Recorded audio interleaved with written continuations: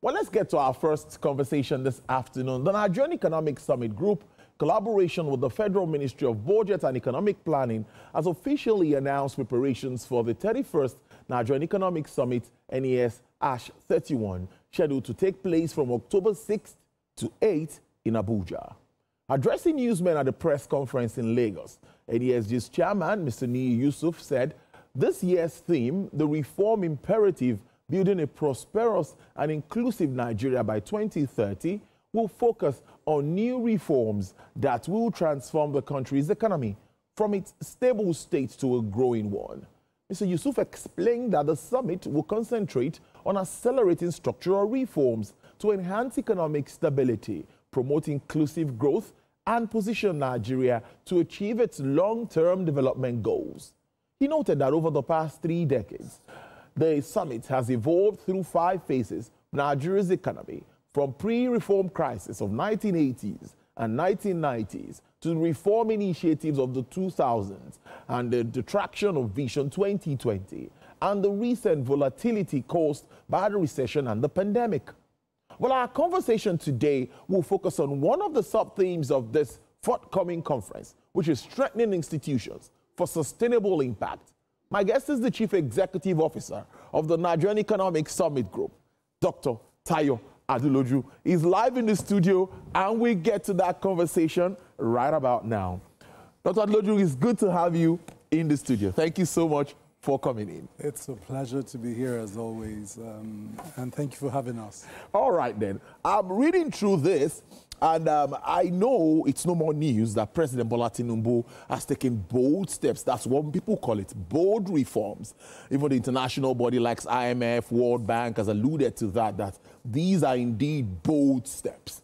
But many say our institutions need to follow through, that they need to also be strengthened for effective or notable impact. What is your position on this? Well, the NESG's position is that in terms of macro success, we've driven this very strong stabilization narrative. And I think that narrative has been acknowledged by the positive reviews by Fitch, Moody's, IMF, World Bank. Everyone has given us kudos on the reform's ability to create that stabilization effect. Yeah. But stabilization without transformation creates fragility in the system. And if you look at the rebased GDP report and numbers, they show that we still are showing significant fragility because our manufacturing sector is deindustrializing in terms of, if you look at the rate of contribution to the overall size of the economy. We have significantly increased agriculture contribution to the economy in terms of GDP size. And if you remember what the numbers are on the statistic, most of that is very unsustainable smallholder farmer productivity. Services also has a significant amount of non-tradable low competitive services that forms a part of that. And so whilst we have made progress, especially how in FX liberalization reforms have driven a significant amount of stability, it's time to pivot from economic stability to economic consolidation. That requires that critical institutions are driving the factors of production and the determinants of national competitiveness. Now, what determines how a nation competes with the rest of the world is, for example, a set of regulatory institutions that create a perfect environment for doing business. Ease and cost are fundamental to deliver that. Then you have institutions that must solve for law and order, peace and stability, for there to be an environment in which investors want to continue to put their money in.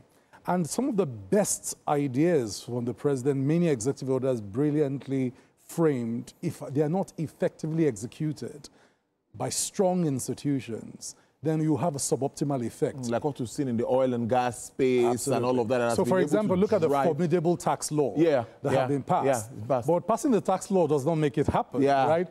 Implementing it. The devil is now in the detail of the execution of the stabilization laws to deliver that environment where you have a more simple, efficient, transparent tax system that removes the burden from Nigerians, that eliminates arbitrary nuisance taxes, that creates an environment where the actual predictability of tax rate and tax obligations, right, creates a system in which more investors want to come in. And remember that the president's vision is to achieve a $1 trillion economy by 2030. That means institutions that are driving the ease of doing business must do their work to retain investments here. That means institutions that need to promote opportunities for investors to bring their FDI and PFIs in must be accelerating their work to do so.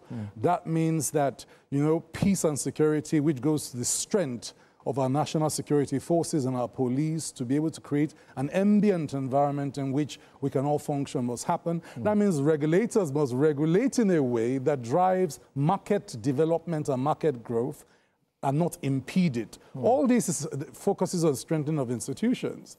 To date, regulatory behavior has been suboptimal in terms of how it coordinates to arrive at the markets in a coherent way. There's an enabler of business. So you must solve for all of that in the strengthening of institutions. And that requires better accountability in terms of institutional KPIs and targets for public institutions. That it requires, you know, stronger managerial capacity to take government mandates and objectives and execute them. That requires a more robust and competent public and civil service. And that requires a public value shift in how public institutions manage markets and citizens. Because the purpose of public institutions is to create public value. And public value is measured by tangible, objectively measurable citizen goods and outcomes that the man on the street can feel. That's true. Right? And it's only when you do that, when the strengthening of institutions translates into tangible public value and impact, that you say the transformation is on its way. So there's a lot of work to do on institutions. The summit this year is built on 5 pillars. Institutions is one, industrialization is the second one, a drive for investment is the third one, inclusion, because remember that we've had a jobless growth. Even in the surge of the growth post-2000s, we had high growth with low inclusion. And you know, since we came out of the recovery into this sluggish pickup, post-COVID, you know, getting back more Nigerians into work, more Nigerians out of multidimensional poverty has remained the challenge. But all that is not going to happen. All these 4 dimensions will not happen without strong institutions. It is the institutions that deliver the reforms. It's the institutions that execute the policy. It's the institutions that will bring the goods home. So a $1 trillion economy is possible with a strong, vibrant private sector, because when you say institutions, it's not just government as institutions. Institutions means that we're building an environment where a strong private sector can exist. But a strong private sector cannot compete with the rest of the world if the country does not confer on the environment national competitive advantages that the Nigerian firms take into the global space to compete. Now, that's really important, because in some cases I have had the opportunity to speak to members of the business community, and they talk about government agencies sometimes working at cross purposes. Government is moving this way, they are moving the other way. So when we look at things like this, how do you think we can strengthen particularly our legal institutions, regulatory bodies? How independent can they be, and how can we strengthen them further? Well, I think the first thing to note is that not every regulatory agency in Nigeria is independent, depending on your law. So, for example, the law of the Nigerian Communications Commission makes it an independent regulator. But you do have some regulators that by law are not necessarily independent. They are under the strong oversight, direction, and leadership of a minister, okay? But generally, when you regulate a market, you must, I mean, the purpose of regulation, there are four purposes of regulatory agencies. One is to ensure that rules of the game are maintained and complied to by all, right? But beyond rules, the second work of a regulator, especially in a developing economy, is the development of the market, right? And so the rules are not just for compliance, the rules should guarantee that the market develops in a systematic way. If you think about the liberalization of the electricity supply market in 2014, NERC assumed not just a rule maker and rule keeper, NERC assumed the role of a market developer. That's it. And as a market developer, you are solving for not just the incentives for compliance, but the incentives for investment, for capacity expansion in a particular sector, and you're solving for the growth of the market, and ultimately you're solving for the citizen or the consumer experience of the value that that market creates. NCC is another great example. The 2002 reforms, what we call the GSM revolution, was basically stimulated, again, by those first two functions. NCC came and was empowered by law and policy to create new rules for the market that liberalized the mobile telephony market, and then the market picked up. And if you remember, the rules were loose at that time to allow for multiple technologies to compete. That's true. There was TDMA, there was satellite phone, there was CDMA, and there was GSM. Somewhere in the market, some technologies started to lose, right? And then the same regulator, knowing that there were losers in the market, then created some new rules and said, look, if you're losing in the market because the technology is winning, there's some buyout opportunities where you can be bought over. And remember, the GSM companies bought over the TDMA and CDMA players. So I think Intercellular, Visafone, all those guys left the market, and the GSM dominance took over. But a regulator was playing a role in the development of the market. If you look at the PMS debacle of last year, a big part of that conversation is market transition. That's it. Is that as you create a market where you now have players that refine products, it shifts the dynamics of the downstream. Now, there are losers in that market. If you've invested in large tank farms, tank farm infrastructure, you're the automatic loser in that market. This is then the role of the regulator beyond rules and compliance to now solve for the transitions. So when you are in a developing economy, the regulator, especially the economic regulator, plays a huge role in the market transitions that happens as you transform your economy.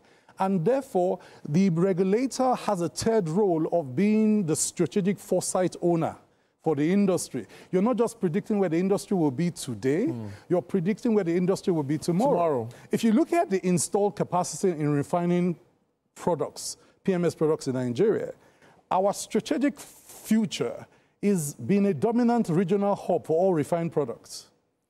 Now, it is the work of the regulator to now take the industry on that journey. And I was happy that the downstream regulatory authority called for a convening of these industry players a few weeks ago to look at the West African regional hub and a transitional market for refined products. Because if your future shows a certain trajectory from a market, the regulator should be the foresight owner of that future and the driver.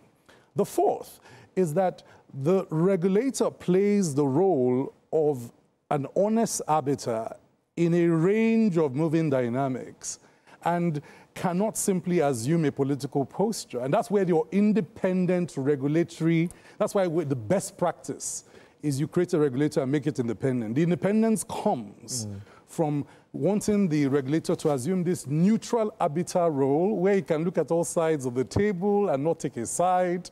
And of course, this is one of the major parts of the post-2000, what we call the deregulation model, right, which basically seeks to unbundle complex government institutions that were operators, landlords, asset owners, regulators, and policymakers, all in one. And maybe NNPC, old NNPC is a very good example of that. Or Nitel in telecom is a good example of that. Or NEPA was a good example of that. as the entities shift in these rules, there's bad behavior, there's old behaviors learned that are hard to unlearn. And so the other work of regulatory institutions in the economic transition of Nigeria is to help us go on that journey. The last part of, especially for economic regulators and strengthening institutions, is that because you're a developing country, most of your value chains are weakly developed and very broken. So if you take agriculture, for example, agriculture has regulators. There's a seed regulator, there's a fertilizer regulator. Yes. We were pushing for years for a warehouse regulator to ensure that post-harvest output goes to well-regulated storage facilities, right? And there's a regulator for pesticides and you know, all the other inputs. There's a regulator for irrigation, etc. Now, these regulators are very weak.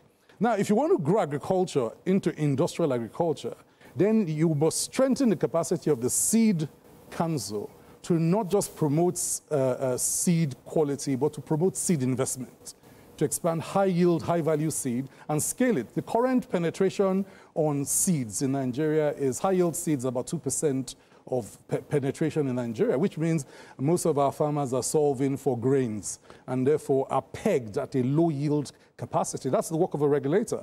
A regulator in the developing economy must look at broken value chains and must look at the work of developing the parts of the value chain or the industry value system that are broken and link them together. And so one of the unfinished work in Nigeria, in mining, in agriculture, in electricity, in power, in maritime, is this work of the regulator closing the gap across its value chains through investment promotion, through sector expansion and development programs, through creating incentives for new players that have higher capacity to come in, both technical and commercial capacity, to get stuff done. So there's a lot of work ahead. There's a lot of work. Yeah, so when you say the economic transformation of Nigeria, it's not going to happen by itself.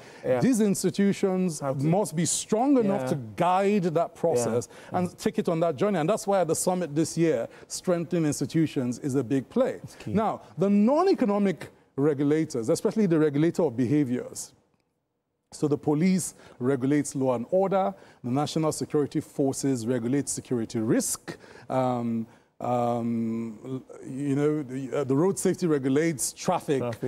Standards and safety, etc. These are not economic regulators. These are now what you call your non-economic regulators. They determine the behaviors in society and in markets that become part of either a productive and a peaceful and stable society or an unproductive, or insecure and unsafe society. And they then must also regulate in the direction of the vision of the country. If you want a peaceful country, then law and order regulation means that you're solving for reducing the high drivers of crime and insecurity, as the case may be. If you want high quality food, then you must have your food quality regulators regulating for, you know, against counterfeits, low quality foods, you know, poisonous and dangerous substances that find their way into our food, value chain and food systems. So when we discuss strengthening institutions in Nigeria, that's the public sector side. Huge. Then there's the private sector side. Huge. But before you go to the private sector side, because I know you can go on and there won't be enough time for us. But how do you push all of this? Because it's a lot. Just like you say, it's huge. You know, how do you push all of these suggestions, recommendations to really those concerned? Because they need to get this message. So look, it's not just because it's a theme for the summit this year. For the last 30 years of NESG's history, we have consistently noted that strong institutions are essential to our success. By the way, some institutions in Nigeria were created by virtue of a significant NESG push. So your NIPC, for example, the autonomy of the central bank was a #1 recommendation of the summit in 1995. You know, and then, for example, your PBEC came out of 3 years of showcasing how other nations used issues of action to results frameworks, 30 days, 60 days, 90 days, 120 days to drive reform. We brought the former Georgian Prime Minister here to explain how it was done in Georgia. And those created the impetus to create our own PBEC. So NESG uses the summit as a dialogue platform, as a burning platform to point to how to transform institutions. We have 115 legislations that are now in the reform process in National Assembly that could help reshape some of these institutions to do better. And so there's also a big legislative mandate. The purpose of our lawmakers is not just to pass the budget and check the oversight of cash movements in institutions. It is also to look at the economic model of the country and ask how do we strengthen institutions by law to do better? So for example, you have a very slow capacity to deliver PPPs and infrastructure-funded projects in Nigeria. Part of that problem is the misalignment between the Ministry of Finance Incorporated, MOFI, ICRC, the Infrastructure Concession and Regulatory Commission, the Bureau of Public Enterprises, the BPP, Bureau of Public Procurement. And all these entities must work together to deliver high-quality FDI infrastructure projects in Nigeria. Now, if you are misaligned, what happens is that you spend 6 years building an infrastructure concession rather than 6 months or 12 months. And if you're going to deliver the country of our dreams, a $1 trillion economy by 2030, some of these institutions must be the regulatory and legal bottlenecks that limit their capacity to do this must be removed. And that's why the NESG set up the National Center for Legislative Reform and Economic Development. We have a whole subsidiary dedicated to this job 24/7 all year long. So the summit gives us an opportunity to highlight it, but the work of building institutions is part of a country's nation-building process. It is.